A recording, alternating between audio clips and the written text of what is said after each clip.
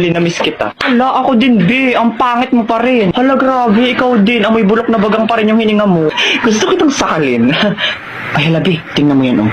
Di ba yan yung nagyabang sa JC na nagbakasyon daw siya sa ibang bansa? Oo, kilala ko yan. Pero isang linggo lang naman siya dun, eh.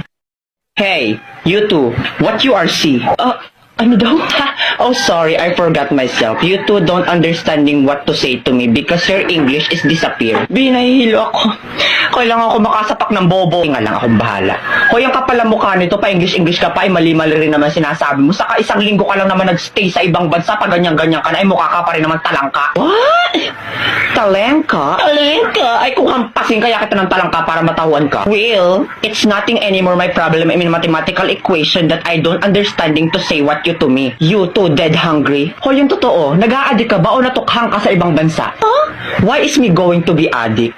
Don't you know that I'm smarter than the teacher of international in the Philippines? Like, duh, my average is 99.99% of germs. Matalino ka? Ay, anong magagawa mo pag sinikmuraan kita mismo dito? Go try, I am not afraid anymore. I will go sumbong you to my bodyguard. Bayaan mo na yung besi, tara na. Ewers, mga loser, you can't even talk English to me. Ay, wait, papatulang ko to. You little bulwak na inidoro, you're making me irritate to the functionality of my brain that can sampal you little bigger booger that the size of your booger is 200% kilometer per hour with bacteria. Now B, it's your turn. Let me be the one to finish these cockroaches. Yeah.